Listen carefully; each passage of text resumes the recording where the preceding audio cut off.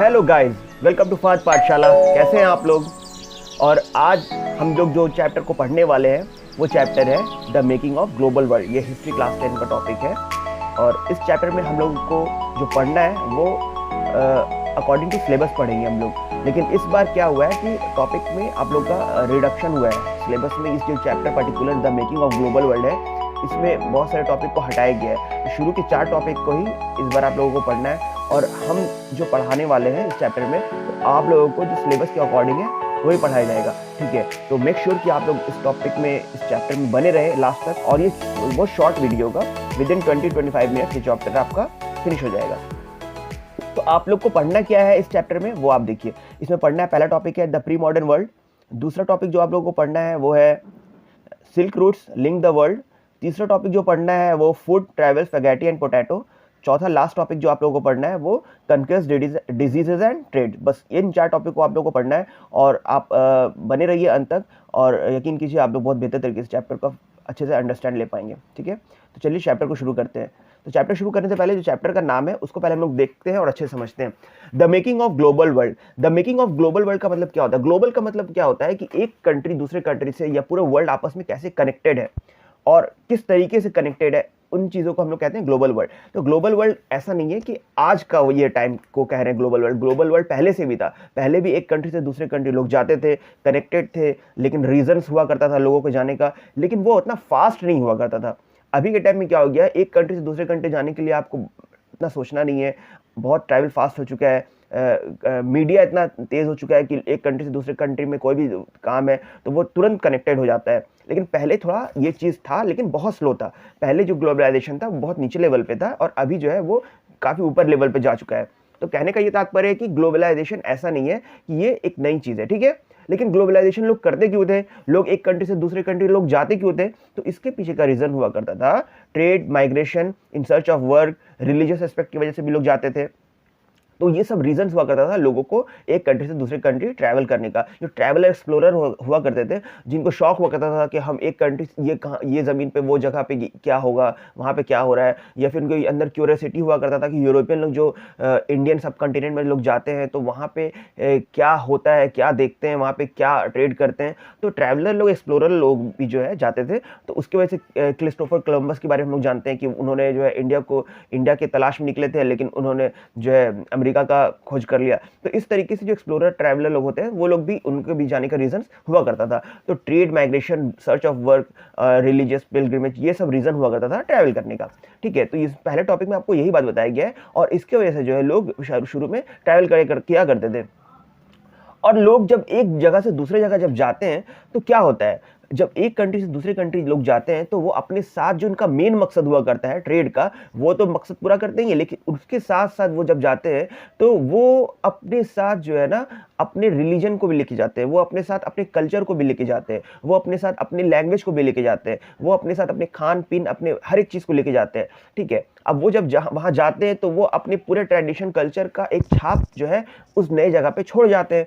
और इस वजह से क्या होता है वहाँ पे, अच्छा, जब एक जगह से दूसरे जगह जो लोग जाते हैं तो डिजीज को भी लेके चले जाते हैं, ठीक है।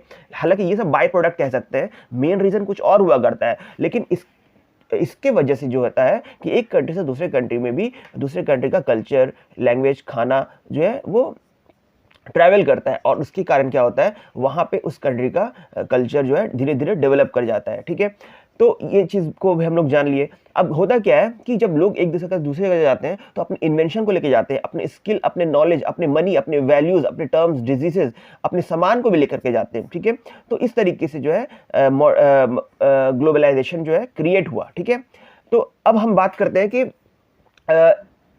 इंडिया में अगर बात कर लिया जाए तो इंडिया सब कॉन्टिनेंट जो है ना शुरू से जो है एक सेंटर रहा, शुरू से जो है ट्रेड के लिए सेंटर रहा है। चाहे यूरोपियन का बात कर लिया जाए या फिर जितने भी यूरोपियन पावर, चाहे ब्रिटेन की बात कर लिया जाए या फिर डच का बात कर लिया जाए, पोर्टुगीज़ का बात कर लिया जाए, स्पेनिश का बात कर लिया जाए, सब लोग जो है इंडिया सब कॉन्टिनेंट को चूज़ किए जो है वहाँ पे, क्योंकि इंडिया शुरू से रिसोर्स के मामले में रिच रहा है शुरू से। तो इस वजह से यूरोपियन पावर हमेशा से इंडिया में या इंडिया सब कॉन्टिनेंट में इंटरेस्ट दिखाए, ठीक है। तो इस वजह से जो ग्लोबलाइजेशन हुआ, ये जो इस वजह से वो एक तरीके से इंटर कनेक्टेड हो गया। लेकिन पहले क्या था, पहले लैंड रूट के थ्रू जो है लोग आते जाते थे, लेकिन फिर धीरे धीरे धीरे जैसे सी रूट के बारे में पता चला, फिर सी रूट का डेवलपमेंट हुआ, लोग सी रूट को फॉलो करने लगे। फिर एयर रूट के बारे में पता चला, जब एयरप्लेन आया तो फिर आदमी उसको फॉलो करने लगे। लेकिन आज भी जो है लैंड रूट और सी रूट जो है बहुत बड़ा इंपॉर्टेंट रोल निभाता है ग्लोबलाइजेशन को कैरी आउट करने में। आगे आगे क्या है, आगे देखते हैं हम लोग। आगे जो टॉपिक है आप लोग का, silk routes link the world. Silk route link the world में हम लोगों को क्या पढ़ना है? देखिए सिल्क रूट क्या होता है। सिल्क रूट के बारे में हम लोग जानते ये हैं कि सिल्क रूट किसको कहते हैं। देखिए चाइना जो हुआ करता था पहले, वो बेसिकली जो है एक सिल्क का प्रोडक्शन बहुत वहाँ पे होता था। और सिल्क रूट के कहने का मतलब सिर्फ ये नहीं कि वहाँ से सिल्क को एक्सपोर्ट करके यूरोपियन पावर जो है अपने कंट्रीज में लेकर के जाते थे। यहाँ पे सिल्क रूट का मतलब ये है कि वो जो रास्ता जिसके थ्रू जो ट्रेड हुआ करता था, वो उस रूट के बारे में यहाँ पे मेंशन किया गया है, ठीक है। तो सिल्क रूट बेसिकली वो चीज़ है। तो होता क्या था कि चाइना जो होता था ना, चाइना जो है सिल्क प्रोडक्शन में बहुत बड़ा काम करता था। तो चाइना को जो यूरोपियन पावर हुआ करते थे, उनको चाइना से जो सिल्क चाहिए हुआ करता था। तो चाइना देखिएगा आप मैप के, वर्ल्ड मैप में, तो इंडिया के ऊपर पड़ता है। एशिया में अगर मैप में देखिएगा तो इंडिया का जो मैप है उसके ऊपर पड़ता है चाइना, और चाइना के और इंडिया के ठीक लेफ्ट साइड में ऊपर में जो है सेंट्रल एशिया पड़ता है। और उससे और नीचे लेफ्ट साइड में और जाएंगे तो वहाँ पर जाएंगे तो हम लोग क्या हो जाएगा, वहाँ पे फिर हम लोग धीरे धीरे जो है यूरोप की तरफ इंटर करेंगे, और यूरोप की तरफ इंटर करते हुए हम नीचे आएंगे तो अफ्रीका में इंटर कर जाएंगे। तो ये एक लैंड रूट हुआ करता था, ठीक है, चाइना की से, और वो चाइना का एक रास्ता इंडिया भी आता था, और चाइना का ये रास्ता सेंट्रल एशिया होते हुए यूरोप जाता था, और यूरोप से फिर अफ्रीका जाता था। तो ये जो एक तरह का रूट था, ये इसी को कहा गया सिल्क रूट, ठीक है।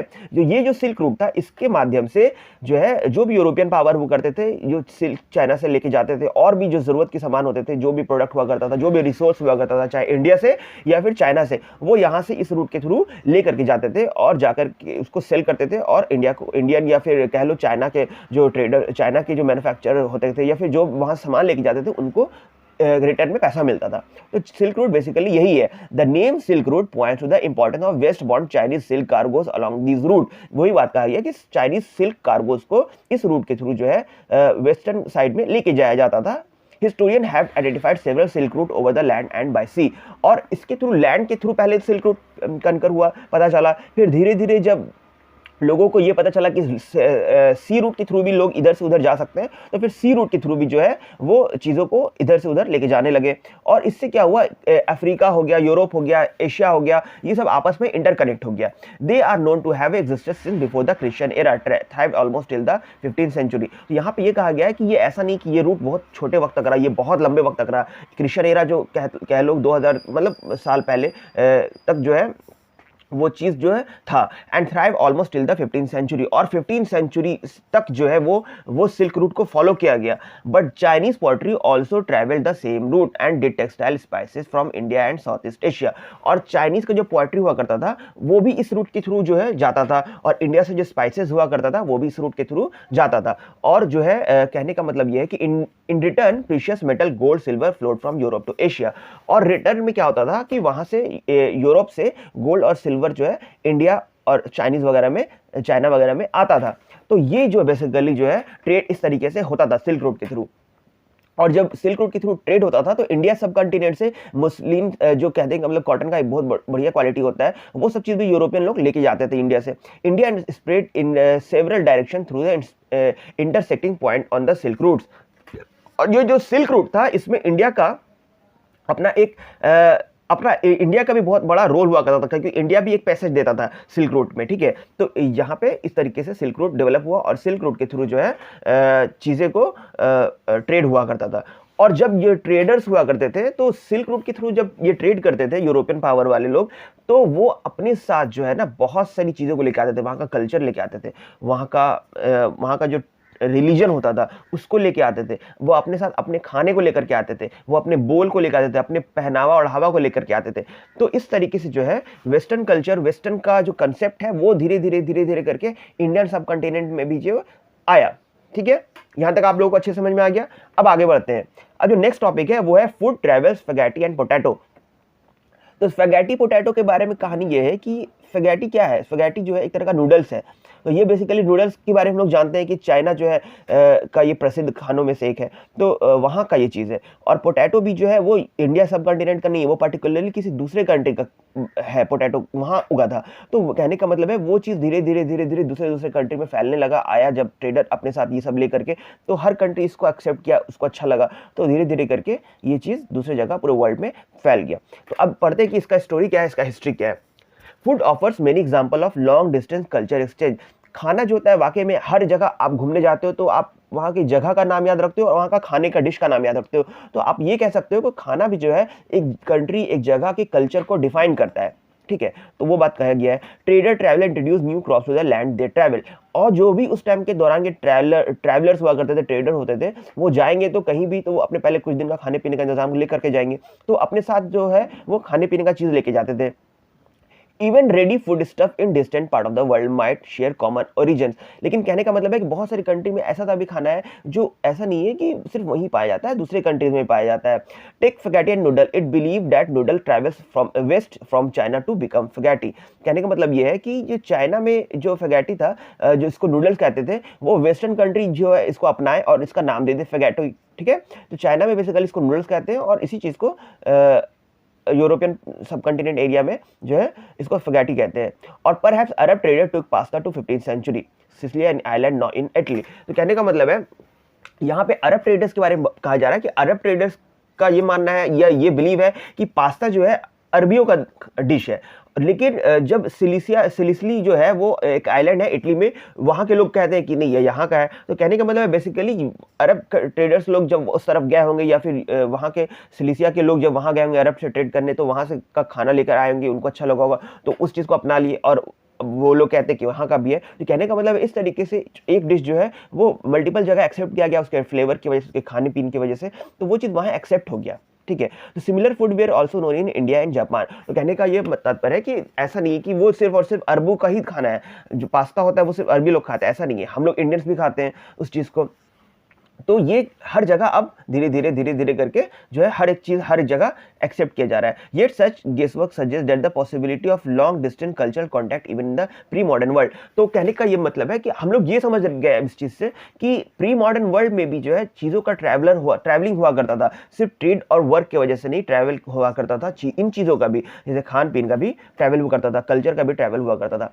Many of common food such as potato, soya, groundnut, maize, tomato, chillies, sweet potato and so on were not known to our ancestor until about 5 centuries ago। अगर बात करिए जाए तो 500-600 साल पहले तक ये जो हम अभी नाम लिए पोटैटो, सोया, ग्राउंडनट, ये सब इंडियंस को पता भी नहीं था, इंडियन सब कंटिनेंट्स वाले को पता भी नहीं था, ठीक है। तो क्योंकि ये सब चीज़ कहीं और से आया और जो जगह नया है वहाँ पे वो चीज़ डेवलप कर गया, वहाँ के लोग इस चीज़ को एक्सेप्ट कर लिए, क्योंकि ये सब चीज़ न्यूट्रिशियस चीज़ है, ये सब चीज़ अब स्टेपल फूड में आ सकता है, हम लोग इसको डेली रोजमर्रे में खाते हैं, तो इसलिए वाइडली एक्सेप्ट हुआ। These food were only introduced in Europe and Asia after the Christopher Columbus accidentally discovered the vast continent that would later become the known as the American। यहाँ पे क्रिस्टोफर कोलंबस साहब के बारे में बात किया जा रहा है कि क्रिस्टोफर कोलंबस यूरोपियन थे, उन्होंने जो है इंडियन सब कंटिनेंट को इंडिया को जो है डिस्कवर करने के लिए निकले, लेकिन वो गलती से जो है अमेरिका को डिस्कवर कर लिए। तो अमेरिका को जब डिस्कवर किए तो उनको अपने साथ बहुत सारा चीज़ भी लेके गए, तो वो चीज़ वहाँ पे जब एक्सेप्ट हुआ तो लोग जो है ख़ास तौर पे आलू के बारे में बात किया जा रहा है, तो फिर धीरे धीरे करके ये चीज़ पूरे वर्ल्ड में फैला और लोग इसको एक्सेप्ट किया एज अ खाने के तौर पे। In fact many of the common food came from American origin inhabitant the American Indians. तो बहुत सारा खाना जो है अमेरिकन ओरिजिनल इनहेबिटेंट्स के थ्रू भी यहाँ पे आया, क्योंकि वहाँ वो अमेरिका क्या था ना, बहुत लंबे टाइम तक आइसोलेट था। जब क्रिस्टोफर कोलंबस यूरोपियन पावर लोग जब वहाँ गए तब जो है अमेरिका जो है पूरे वर्ल्ड के साथ कनेक्ट हुआ और फिर वहाँ का कल्चर भी इधर उधर गया। तो कहने का ये मतलब है, यहाँ पे एक बात और बताया गया, sometime the new crops could make the difference between life and death. Europeans poor began to eat better and live longer with the introduction of the humble potato. जब यूरोपियन पावर के पास, जब यूरोपियन कंट्रीज सब continent में जो है आलू का जब पता चला तो लोग बहुत इसको लगाव से खाने लगे। और आलू जो है बेसिकली हम लोग पेट भरने के तौर पे भी खा लेते हैं, तो लोग इस पे डिपेंड हो गए। आयरलैंड के बारे में बात किया जा रहा है कि आयरलैंड के लोग भी जो है इस पे बहुत फुली डिपेंड हो गए और वहाँ के जो बड़ा पॉपुलेशन था वो आलू को बहुत बड़े पैमाने पे उगाता था और खाता था। लेकिन हुआ क्या, एक डिजीज के फैलने की वजह से जो आलू का जो भी कल्टीवेशन था वो सब वैनिश हो गया और इसकी वजह से क्या हुआ, लोग जो इतना फुली डिपेंड हो गए थे आलू पे, पोटैटो पे कि मिड 1840s में 100,000 ऑफ डाइड ऑफ स्टार्वेशन। जब खेती नहीं हो पाया इसका डिजीज की वजह से, तो बहुत बड़े पैमाने पे लोग वहाँ पे स्टार्वेशन के शिकार हो गए और बहुत बड़े पैमाने में लोग जो है 1000 की तादाद में, जो है 100,000 की तादाद में लोगों का डेथ हो गया। तो हम लोग ये देख सकते हैं कि खाना कैसे एक जगह का डिसाइड करता है, मतलब लाइफ और डेथ को भी डिसाइड कर लेता है। ठीक है, तो यहाँ तक आप लोग समझ में आ गया। अब जब इसका लास्ट टॉपिक है कनकेस डिजीज एंड ट्रेड। तो कनकेस डिजीज एंड ट्रेड में हम लोग ये देखेंगे कि बीमारी को कैसे इंट्रोड्यूस करके एक पावर दूसरे कंट्री में जाकर के अपने पावर को जमाता है, वहाँ पे अपने एम्पेयर को बनाता है और जो है ट्रेड कैसे करता है। ठीक है, तो बेसिकली हम इन चीज को देखेंगे इन कंटेक्स्ट ऑफ यूरोपियन।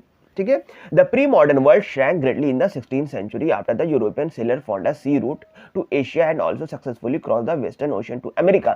यहाँ पे क्रिस्टोफर कोलंबस जब अमेरिका का डिस्कवर किए तो वहाँ पे जब पता चला कि ये जगह इतना रिच है in the terms of land, in the terms of minerals, in the terms of everything resources, so they started to travel from Europe to America in search of and to do the trade in that region.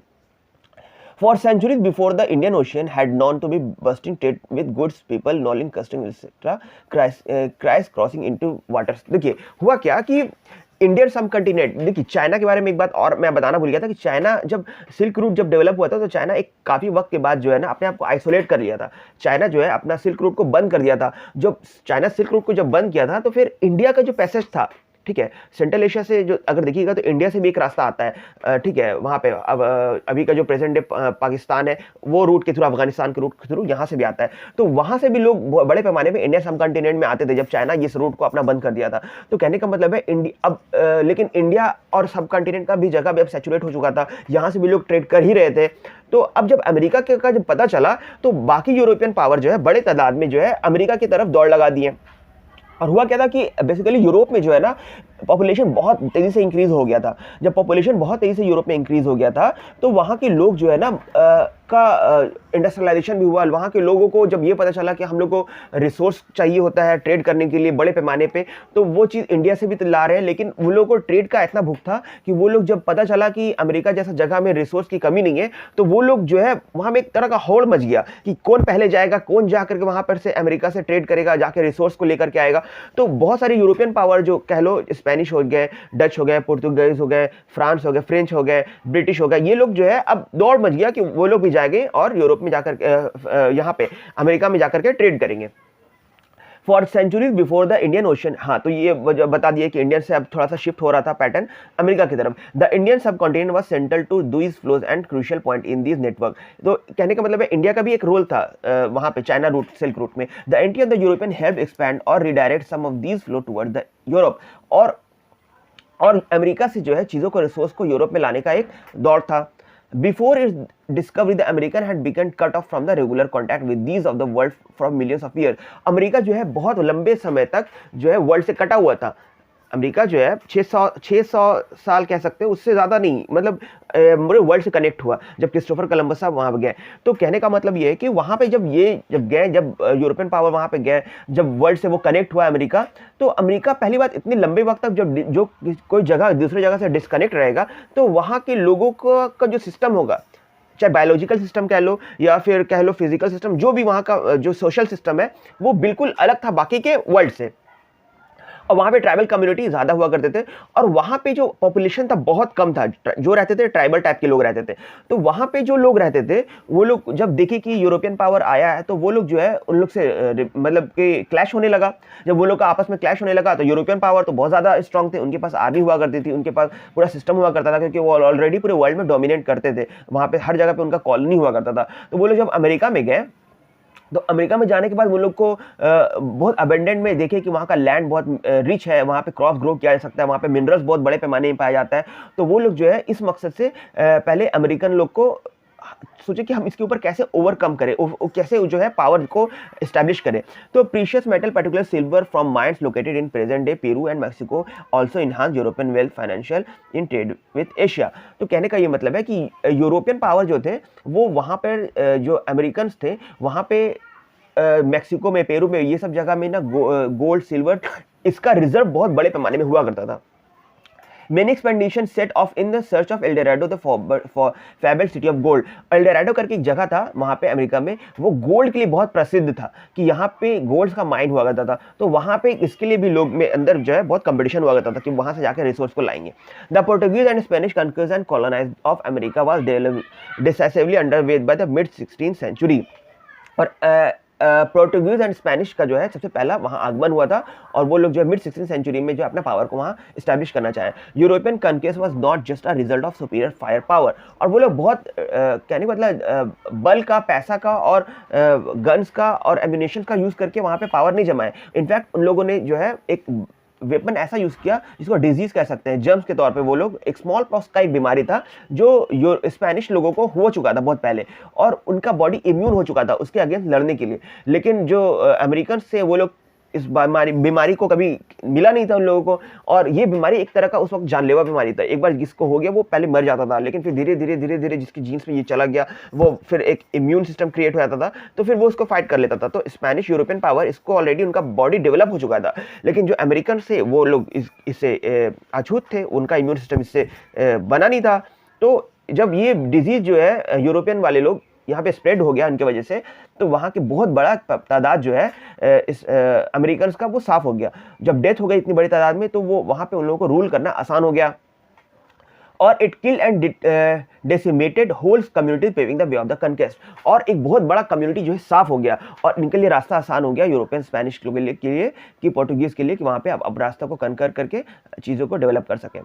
ठीक है, तो इस तरीके से without gun they have made and establish over the American continent. Until the 19th century poverty and hunger were common in Europe. तो और क्या था कि वहाँ से बड़े तादाद में लोग जाना चाहते थे, इसलिए क्योंकि वहाँ पे हंगर, पॉवर्टी और पॉपुलेशन बहुत बढ़ गया था यूरोप में. सिटीज़ वेयर क्रॉडेड, सिटी बहुत क्रॉडेड हो चुका था. Thousand of their fled Europe to for America. अब जब रिसोर्स के बारे में पता चला तो वहाँ के ट्रेडर जो है बड़े तादाद में जो है अमेरिका के लिए दौड़ भाग लगाना चालू कर दिए. African were growing cotton and sugar for European market. ठीक है, इन अफ्रीका वेयर. और साथ साथ होता क्या था कि वो लोग वहाँ से रिसोर्सेज को लाते थे, फिर अफ्रीका से भी ट्रेड कर रहे थे, इंडिया से भी लाकर वो लोग ट्रेड करते थे. तो यूरोपियन मार्केट जो है बहुत बड़े तादाद में बहुत तेज़ी से फ्लरिश कर रहा था. Until when it into the 18th century, China and India were among the world richest country. अब चाइना और जो इंडिया हुआ करता था 18th सेंचुरी तक जो है वर्ल्ड ट्रेड को कंट्रोल करता था, सेंटर हुआ करता था, एपी सेंटर हुआ करता था. लेकिन with the discovery of America and Africa as growing with the resources, they were also preeminent in Asian trade. Asia में तो इन लोगों का दबदबा था चाइना इंडिया का. However from the 15th century China is said to have the restricted. तो China जो है अपना रिस्ट्रिक्शन कर दिया था, ट्रेड को बंद कर दिया था. American gradually move to the centre world, gradually moved the centre of the world trade westward. और हुआ क्या, ये जो ट्रेड का जो सिस्टम था वो बेसिकली अब वेस्टवर्ड मूव कर गया, अमेरिका की तरफ मूव कर गया. Europe now emerge in the centre of the world trade. और यूरोप जो है पूरे सेंटर एक तरह से हो गया अमेरिका और अफ्रीका और इंडिया सब कंटिनेंट से ट्रेड करने का. और इंडियन सब कंटिनेंट का ट्रेड जो है अब थोड़ा डाउनफॉल हो गया था. अब अमेरिका वगैरह जैसे देश से ज़्यादा बड़े पैमाने में यूरोपियन डिपेंड हो रहे थे और वहाँ से ट्रेड कर रहे थे. ठीक है, तो ये बेसिकली आपका चैप्टर फिनिश हो जाता है. और विद दिस आई होप आपको ये चैप्टर अच्छा लगा हो. तो मेक श्योर कि आप इस चैप्टर को लाइन बाय लाइन और अच्छे से रीड करें और अपने नॉलेज को और स्ट्रॉन्ग करें. और अगर ये चैप्टर अच्छा लगा हो तो बेसिकली आपको मैं ये कहना चाहता हूँ कि इसको लाइक, शेयर, कमेंट, सब्सक्राइब ज़रूर करें और help to grow this channel. Thank you.